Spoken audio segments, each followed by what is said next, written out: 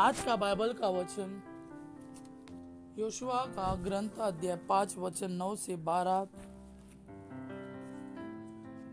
दूसरा वचन सन पौलुस का कोरिन्थियों के नाम दूसरा पत्र अध्याय 5 वचन 17 से 21। और आज का सुसमाचार सन लूकस के अनुसार अध्याय 15 वचन 1 से 3 और 11 से 32। योशुआ का ग्रंथ अध्याय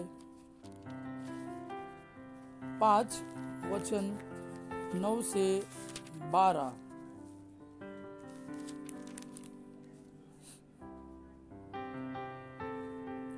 प्रभु ने योशुआ से कहा, आज मैंने तुम लोगों पर से मिस्र के का कलंक दूर कर किया है, इसलिए उस स्थान का नाम आज तक गिलगाल है। इजरायलियों ने गिलगाल में पड़ाव डाला और वहां यरीको के मैदान में महीने के 14वें दिन शाम को पास्का पर्व मनाया। पास्का के दूसरे दिन ही उन्होंने उस देश की उपज की बेखमीर रोटियां और अनाज की भुनी हुई बालें खाई। जिस दिन उन्होंने उस देश की उपज का अन्न पहल खाया, उसी दिन से मन्ना का गिरना बंद हो गया। मन्ना नहीं मिलने के कारण इजरायली उस समय से कनान देश की उपज का अन्न खाने लगे। आज का दूसरा वचन सन पौलुस का कोरिन्थियों के नाम दूसरा पत्र अध्याय 5 वचन 17 से 21। अध्याय 5 वचन 17 से 21।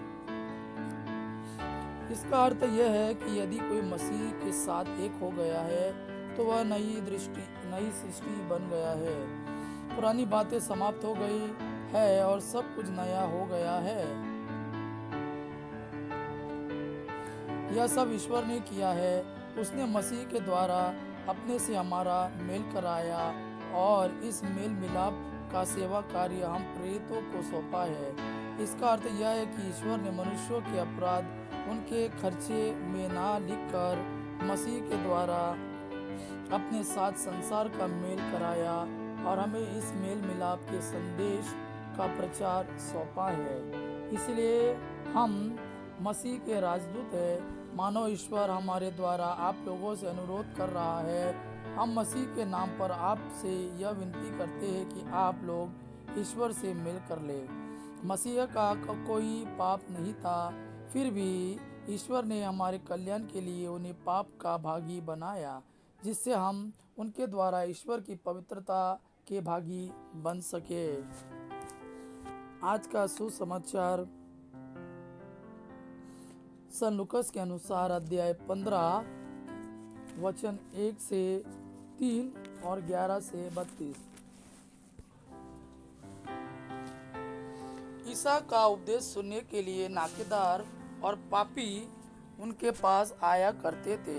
फरीसी और शास्त्री यह कहते हुए बुनबुनाते थे, यह मनुष्य पापियों का स्वागत करता है और उनके साथ खाता पीता है। इस पर ईसा ने उनको यह दृष्टांत सुनाया।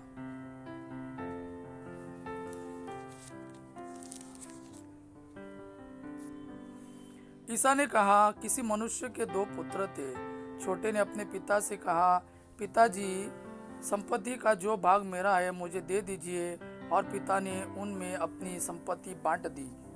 थोड़े ही दिनों बाद छोटा बेटा अपनी समस्त संपत्ति एकत्र कर किसी दूसरे देश चला गया और वहां उसने भोग विलास में अपनी संपत्ति उड़ा दी। जब वह सब कुछ खर्च कर चुका था तो उस देश में भारी अकाल पड़ा और उसकी हालत तंग हो गई। इसलिए वह उस देश के एक निवासी का नौकर बन गया, जिसने उसे अपने खेतों में सूअर चराने भेजा। जो फलियां सूअर खाते थे उन्हीं से वह अपना पेट भरना चाहता था, लेकिन कोई उसे उनमें से कुछ नहीं देता था। तब वह होश में आया और वह सोचता रहा, मेरे पिता के घर कितने ही मजदूरों को जरूरत से ज्यादा रोटी मिलती है और मैं यहाँ भूखों मर रहा हूँ। मैं उठकर अपने पिता के पास जाऊंगा और उनसे कहूंगा, पिताजी, मैंने स्वर्ग के विरुद्ध और आपके प्रति पाप किया है। मैं आपका पुत्र कहलाने योग्य नहीं रहा, मुझे अपने मजदूरों में से एक जैसा रख लीजिए। तब वह उठकर अपने पिता के घर की ओर चल पड़ा।